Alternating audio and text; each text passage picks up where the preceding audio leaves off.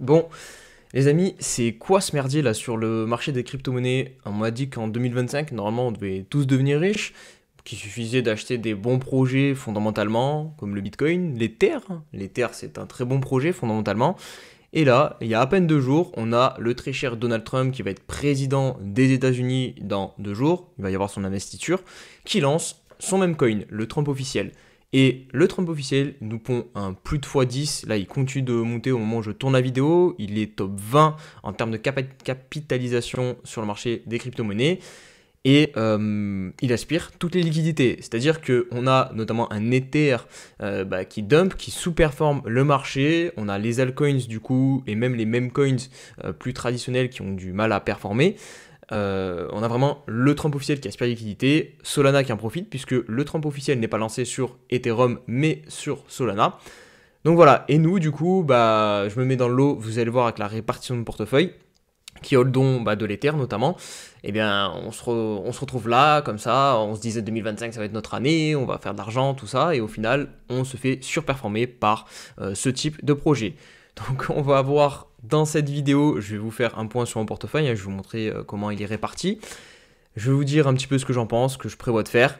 Et puis voilà, on peut aussi essayer de se donner un petit peu de force parce que c'est vrai que c'est pas facile, hein. Là, je vous fais cette vidéo pour vous donner un petit peu mon état d'esprit, comment je vois les choses, comment j'essaie de gérer ces choses-là parce que c'est vraiment compliqué de se faire surperformer par des projets qui fondamentalement n'ont pas, en tout cas, de sens, hein. En tout cas, c'est ce qu'on essaie, enfin, c'est ce qu'on comprend, enfin.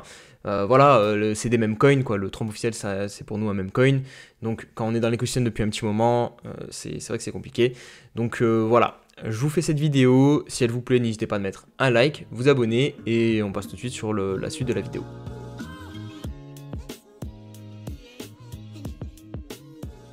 Allez, on commence par parler du jeton, donc du même coin que Donald Trump a lancé dans la nuit de vendredi à samedi à 3h44 du matin en France, bien sûr.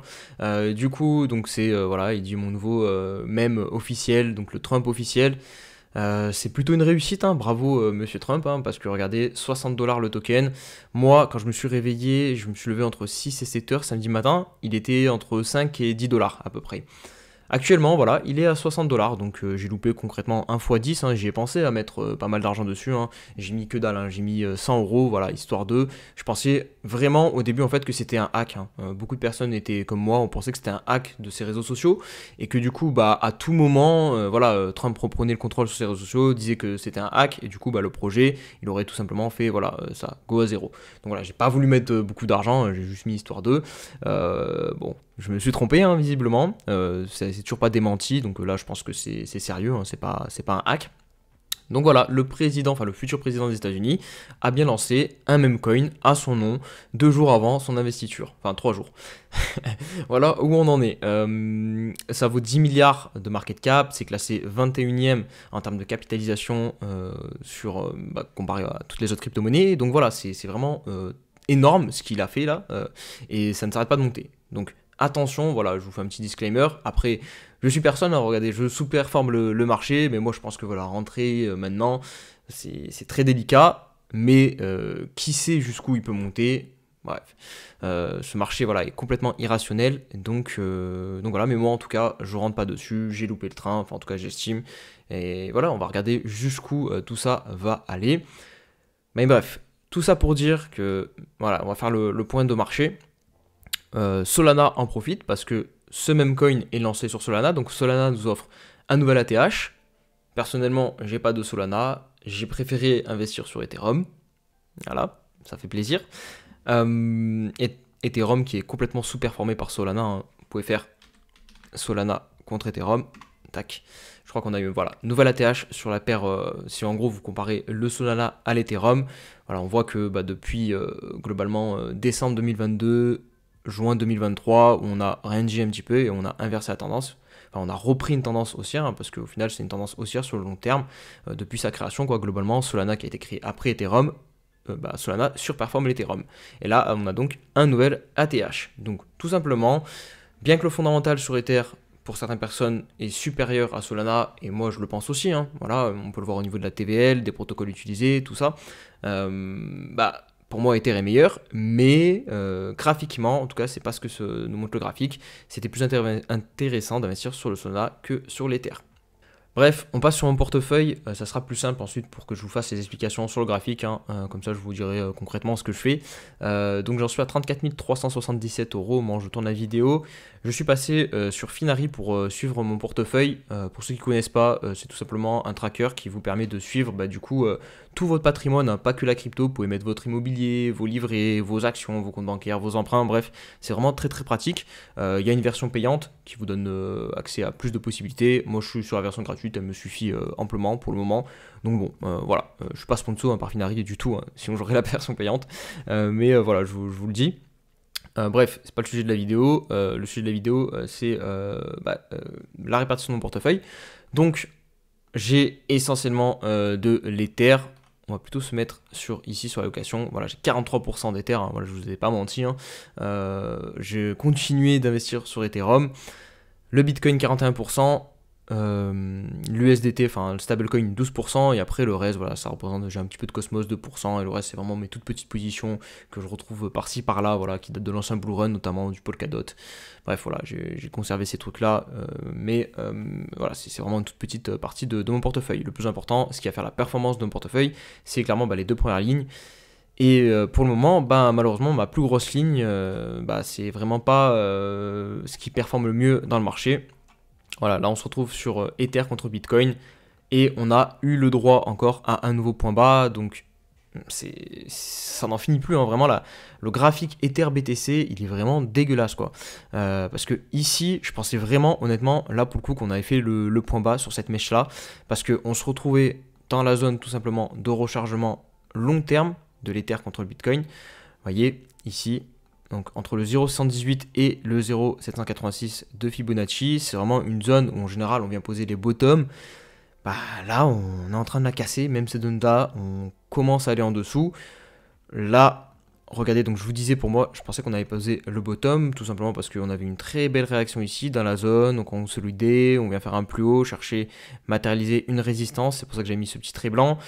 Là, on pouvait faire le deuxième creux pour ensuite péter et valider un W en hebdomadaire. Donc une belle figure de retournement et enfin repartir à la hausse. C'est pas du tout ce qui s'est passé, vous le voyez, là on casse à la baisse. Donc ça fait chier, hein, on va pas se mentir. Moi perso j'avais mis ce trait blanc, voilà, parce que dès qu'on aurait validé cette figure de retournement, j'aurais encore plus investi sur l'Ether, hein, vraiment pour jouer un rebond sur ETH contre BTC. Hein. Vraiment, je pense que hop, on aurait pu au moins venir, voilà, j'aurais mis un Fibonacci à l'inverse, venir au moins chercher le premier arrêt ici, donc ça nous aurait donné, voilà, si je prends d'ici, un plus 45% de l'Ether contre le BTC, et si on est chercher la zone de rechargement long terme, plus 80% jusqu'à plus 100%. Et si on est faire un nouveau sommet, ce qui est vraiment compliqué à imaginer actuellement, plus de 100%, voire plus, mais bon bref, on en est loin, parce que là actuellement on est en train tout simplement de casser la zone comme je vous ai dit, donc nouveau point bas, donc maintenant la clôture hebdomadaire n'est pas faite. Ce qu'on peut espérer, c'est voilà, que Ether se réveille avant ce soir. Donc ce soir, il y aura la clôture. Et que voilà, il nous fasse une mèche, qu'en gros, ça soit une espèce de prise de liquidité et qu'on clôture à l'intérieur. Donc si on fait ce truc-là, en gros, cette consolidation-là ne sera pas morte, ne sera pas faite pour rien, entre guillemets. On pourra toujours espérer voir ce W se former. Par contre, si vraiment on clôture comme ça, là, en dessous, va falloir être patient parce que on va aller chercher une nouvelle zone. Il va falloir de nouveau faire de la consolidation pour ensuite réintégrer. Bref, ça va être chiant.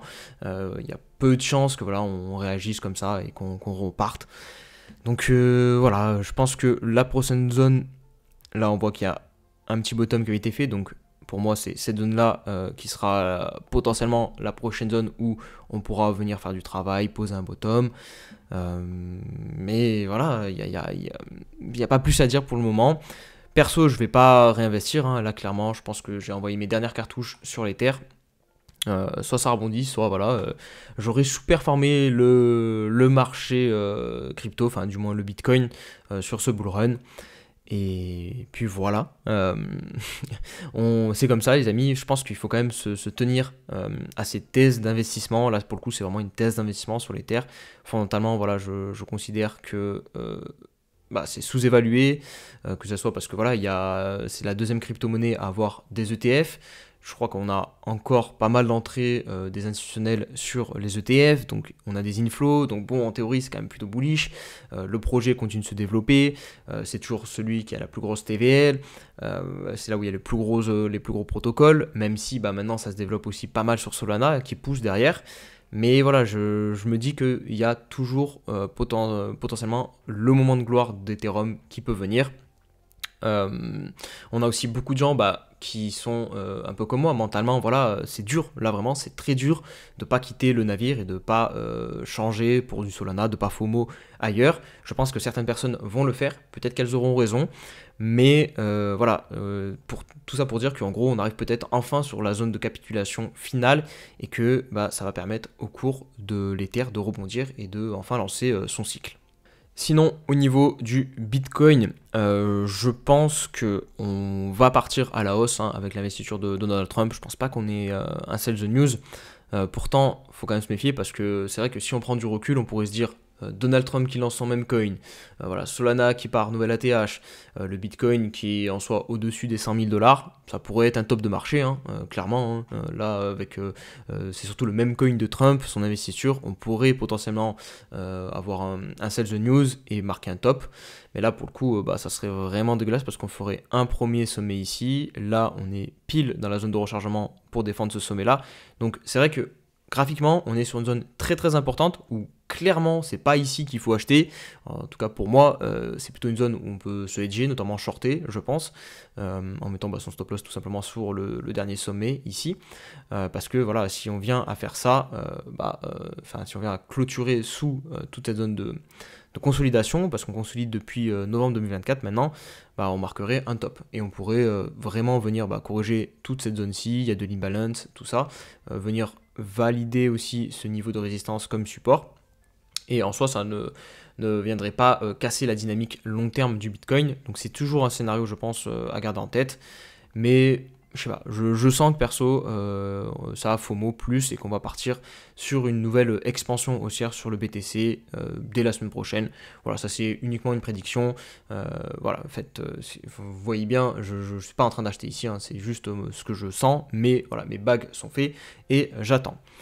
Donc voilà les amis pour mon point de marché sur ce que je fais. Vous avez du coup ma répartition. N'hésitez pas à me dire vous en commentaire, vraiment ça m'intéresse, ce que vous pensez du marché, ce que vous êtes en train de faire, notamment ceux qui ont de l'Ether, est-ce que vous vendez ou est-ce que vous conservez votre position? Ça pourrait peut-être nous donner un petit peu un avis sur s'il y a des gens qui capitulent ou pas. Donc voilà, n'hésitez pas dans l'espace commentaire à me dire tout ça. Je vous dis à très vite pour une prochaine vidéo, prenez soin de vous, allez, ciao ciao.